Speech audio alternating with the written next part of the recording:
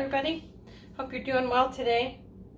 One of my most favorite things at the beginning of summer, throughout summer, then I get distracted and I forget about summer. But one of my most favorite things for a side dish or a meal, you get to choose. Sometimes it depends upon what I'm making for my son, because sometimes I will make this seriously for my meal for me, is fried zucchini. Now, when I grew up, my mom would make her fried zucchini with, by dipping it in flour and cornmeal mixture, which to me equaled a texture of grittiness, honestly. She used to dip our liver in that too, and I didn't care for the texture of cornmeal on my things. So over the years, we also used to cook it in leftover bacon grease, because who doesn't like everything better with bacon? I'm checking my zucchini here because I've left it a little long and the inside is looking a little more yellow than I'd like. I had to throw away some because it got too soft, but it smells fine and the rest of this is very firm. So what I'm doing is I'm just slicing right now into little round discs. Now, if you don't want to do the round disc thing, you can cut it in wedges. You can do it however you want to. But here's my wedges, or my circles, and I try to get it as evenly as possible. You can do it thicker if you want to. You can do it thinner if you want to. But over the years, what I have found that I prefer is I prefer dipping my zucchini in some egg and some almond flour. And way too much almond flour for the little bit of zucchini that I have today. So I'll put some back in my container. And now I'll need to pause for a moment and go let in the cat who thinks he needs back in. Hold on. Okay, so in the name of texture and in the name of better health, I also, instead of bacon grease, I use coconut oil, because coconut oil has a lot of really good benefits for you.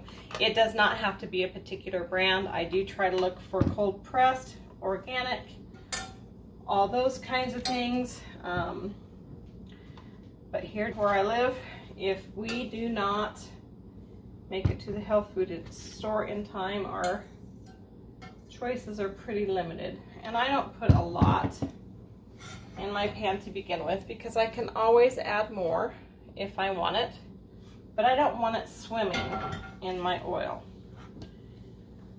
Just want it to fry a little bit. So I'm gonna crack one of my good fresh farm eggs into a bowl.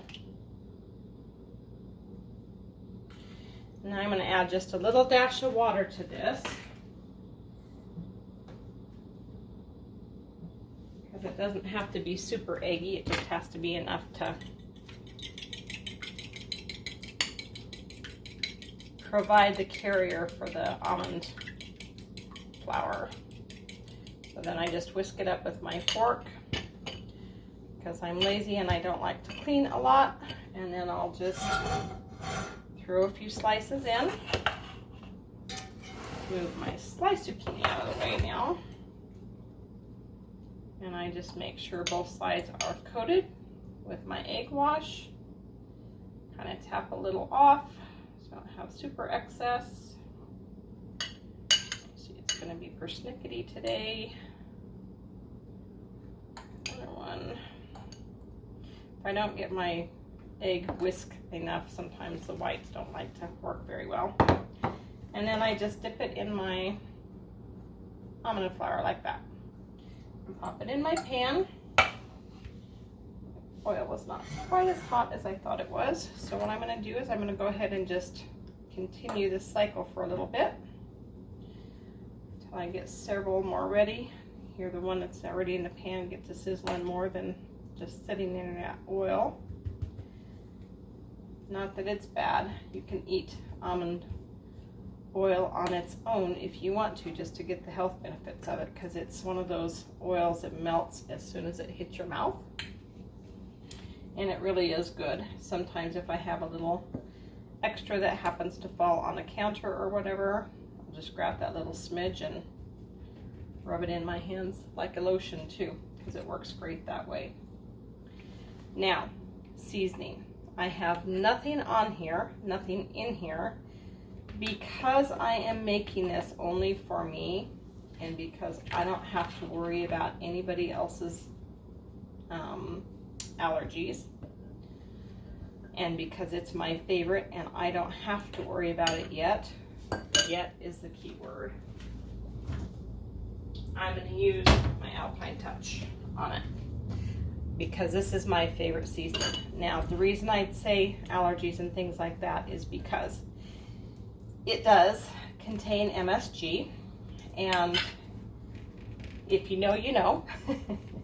If you don't know, I will tell you. Allergies really were not prevalent in my family. We were well blessed. We didn't have any problems really outside of a penicillin allergy from my dad, which a couple of us kids have not reacted as severely as he did, but enough to where the doctors just went, you know what? We don't have to give you that. We won't. So other than that, we were really well blessed and didn't have any problems. However, my mom in her, I'm guessing probably late 40s to mid 50s, started developing allergies, and it took quite a long time to figure out what was going on. And when she did, boy did she. So she ended up keeping a food log, and that is when she learned things like, if I have a banana today, I'm good. If I have a banana today and tomorrow, probably still good. But if she were to eat bananas 3 days in a row, that third day she was blessed with an awful migraine that lasted several days until, of course, things got cleared out of her system. And then as time went on, she also found out that really anything with MSG in it would give her a raging migraine. And then she also discovered that, not that we got to have it very often, because it's a spinny little thing in our neck of the woods, and just was not something that my dad enjoyed. So a treat, however, would be shellfish, shrimp, crab. We used to love oyster stew, us kids and mom. Now, not so much ever. But anyhow, all of that became obsolete for my mom because it would just knock her for a loop. So when I am cooking for other people, be it taking food to their home or having guests in my home to cook for, that is one thing that I have learned to be really cognizant about, is to ask them, do you have any food allergies that I should be aware of? Or if I just don't know them quite well enough to ask that, or the timing is just not right, then I truly just choose other spices, other seasonings that don't have MSG, because there is a vast array out there. And really, I try to be, this is not my staple because of the MSG in it. But this is my, I love me, and I'm doing pretty healthy things for me, and I'm going to enjoy the last bit of my fried zucchini that I have fresh from the garden. Yes, I can get it from the store, but you and I all know that it's just not the same what we buy in the store and what we get out of the garden.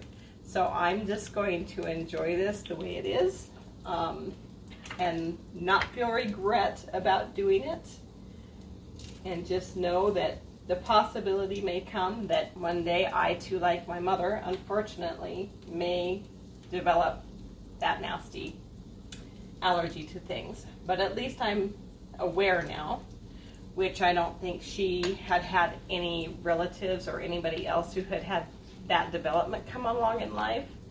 So she didn't know to watch for that. So I'm going to cook each of these, both sides flipping partway through. And I'm going to get them pretty brown. Not burned, but brown. So like this, I would give just a few more minutes. I think it's not quite as toasted as I would like to have. I'm thinking, I don't know, I've got my heat on medium high. I have a gas stove, so medium high in my world is in between a 6 and a 7. About 2 to 3 minutes, maybe, if that much, on each side, because of course I'm cooking in my cast iron skillet again to get the benefits of my cast iron and not have to worry about the health benefits or the health not benefits of some of the other kind of coatings out there. So as long as, the more I cook in this, the longer period of time that I'm cooking, that cast iron is going to heat up even more. And so I'll probably turn my heat down pretty soon. And then this last batch of zucchini that I have also probably won't take very long to cook. And it doesn't hurt to pull them up and take a look. And then the flour and the zucchini will soak up the coconut oil as it's cooking. So like right now, you can't even see any more oil in there. So I'm just going to take a little bit on a knife and I'm going to run it around the edges and let it melt. And then I'm going to set my knife and just kind of hold it down in the middle and it'll melt right down for me, I say. Sometimes I got to help it. And I'll add just a little bit more coconut oil so that things don't stick and they don't burn, and yet they won't, again, be swimming in coconut oil. So I'll be back in a couple of minutes. Okay, so we are on our last side, our last batch. One thing I will say is if you're going to do a big amount for a large family, somewhere in between here, you're going to have to take a spatula and you're going to have to scrape off the extra coating of almond oil or whatever coating you would prefer. Because if you don't, it will start to burn and then nothing's going to taste good after that. I also have some leftover egg, even though I just did one, and you can do with it what you want. You can dump it down the sink or put it in your pan and cook it or whatever. I'm just going to take and put a little dry dog food for our dog and pour this on top and call it good. So as you can see, this is kind of the golden brown that I get mine to. I am pretty past ready to lay my mouth on some of this. I love zucchini. So I'm going to choose one of the nice cool ones.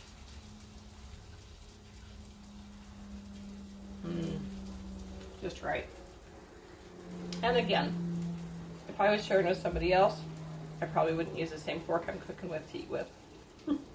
Probably would get a clean one and pull it to the side. Have a great day. Bye.